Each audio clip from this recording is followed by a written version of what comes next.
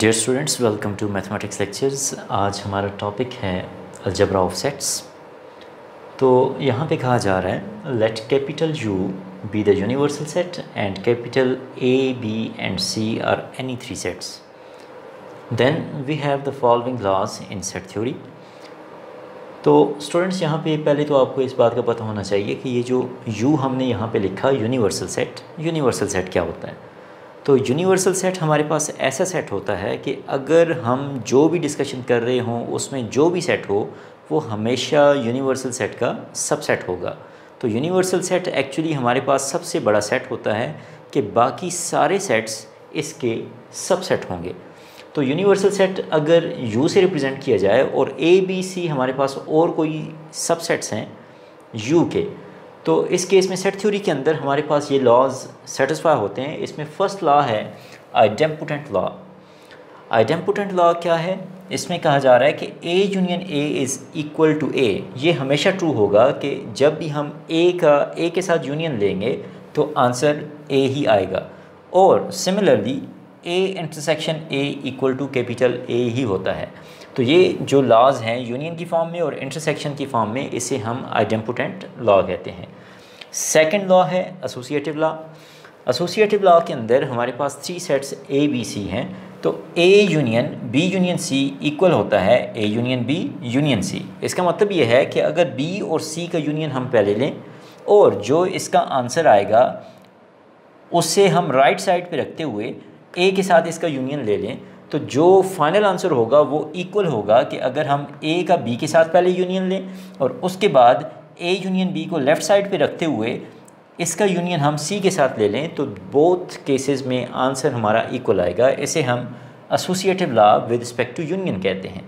Similarly अगर union की जगह इंटरसेक्शन रिप्लेस कर दिया जाए तो ये लॉ भी होल्ड करता है। इसके बाद हमारा तीसरा लॉ है कम्यूटेटिव लॉ। कम्यूटेटिव लॉज के अंदर A union B equal to B union A होता है कि अगर आप ए और बी की प्लेसेस को रिप्लेस कर दें, ए को बी की जगह लिखते हैं और बी को ए की जगह, तो फिर भी आंसर सेम होगा। और अगर यहाँ पे ऑपरेशन इंटरसेक्शन हो तो फिर भी A intersection B equal to B intersection A होता है। तो ये हमारे पास दो कम्यूटेटिव लॉज हैं, एक है विद रिस्पेक्ट टू यूनियन और दूसरा है with respect to intersection. Fourth हमारे पास लॉ है डिस्ट्रीब्यूटिव लॉ। डिस्ट्रीब्यूटिव लॉ हमारे पास एक केस इसमें है union is distributive over intersection and similarly the second case is intersection is distributive over union. आप अगर फर्स्ट केस में देखें तो यहाँ पे A union into B intersection C is equal to A union B intersection A union C. ये हमारा जो लॉ है इसे हम कहते हैं union is distributive over intersection. तो आप देख लेंगे यूनियन यहाँ पे डिस्ट्रीब्यूट हो गई है इंटरसेक्शन पे। तो सेकंड जो हमारे पास लॉ है उसमें A intersection B union C equal होता है A intersection B union A intersection C. इसके बाद हमारे पास जो फिफ्थ लॉ है वो है आइडेंटिटी लॉ। इसके अंदर क्या है कि अगर हम ए का यूनियन फाई के साथ लें, मींस एम्प्टी सेट के साथ, तो वो हमेशा इक्वल टू ए होगा। और अगर हम ए का इंटरसेक्शन यूनिवर्सल सेट यू के साथ लें तो वो हमेशा इक्वल टू कैपिटल ए होगा।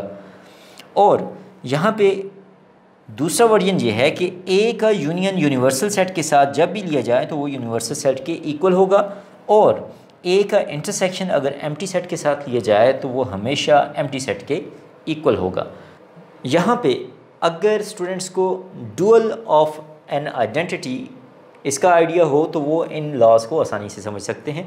तो डुअल लेने का तरीका कुछ इस तरह है कि हम डुअल जब लेते हैं तो हम यूनियन को रिप्लेस कर देते हैं इंटरसेक्शन के साथ। जहाँ पे इंटरसेक्शन होगा उसे हम यूनियन के साथ रिप्लेस कर देंगे। जहाँ पे यूनिवर्सल सेट होगा उसे हम एम्प्टी सेट के साथ रिप्लेस कर देंगे।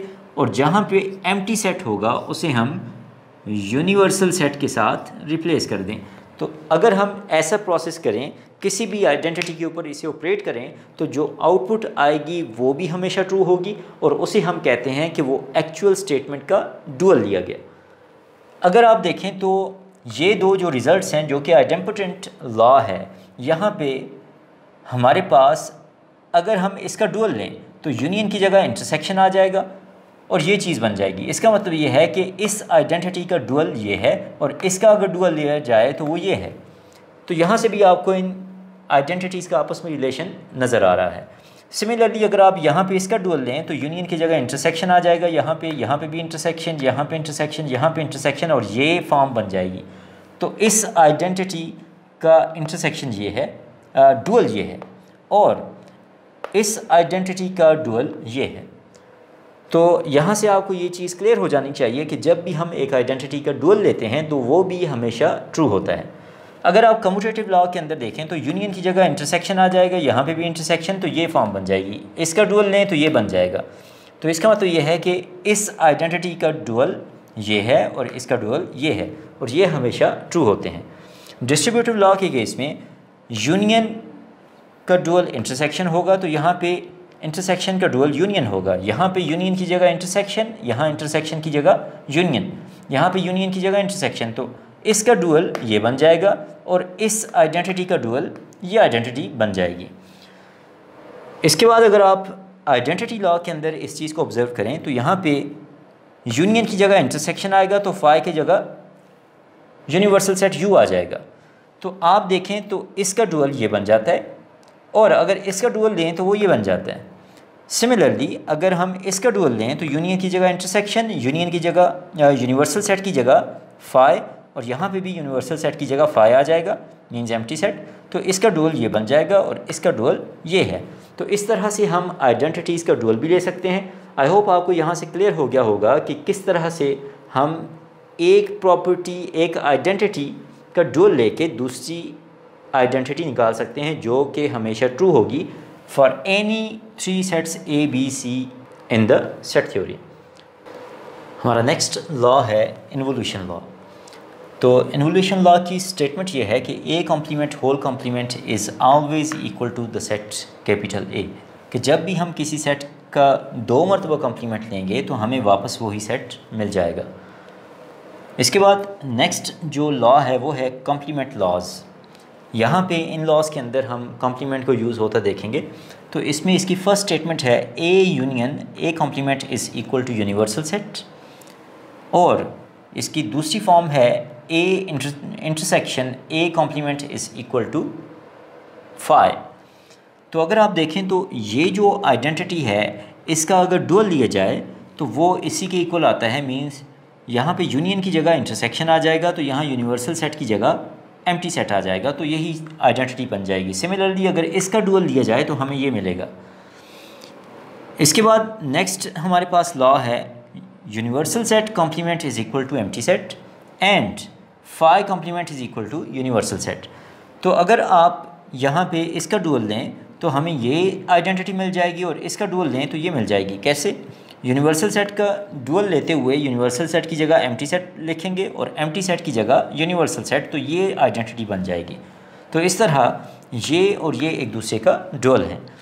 इसके बाद हमारे पास जो लास्ट लॉज हैं वो हैं डी मॉर्गन्स लॉज। इसकी स्टेटमेंट कुछ इस तरह है कि A union B whole complement is equal to A complement intersection B complement, and A intersection B whole complement is equal to A complement union B complement. तो आप अगर देखें ये कोई भी 2 सेट्स हों ए और बी, तो उनके लिए ये दोनों आइडेंटिटीज़ हमेशा ट्रू होती हैं। और अगर आप फर्स्ट वन का डुअल लें तो यहाँ पे यूनियन की जगह इंटरसेक्शन आ जाएगा और ये फॉर्म बन जाएगी, और यहाँ पे इंटरसेक्शन की जगह यूनियन आ जाएगा, ये फॉर्म बन जाएगी। तो इसका मतलब ये है कि ये आइडेंटिटी इस आइडेंटिटी का डुअल ये है, और अगर इसका डुअल लिया जाए तो ये बन जाएगा।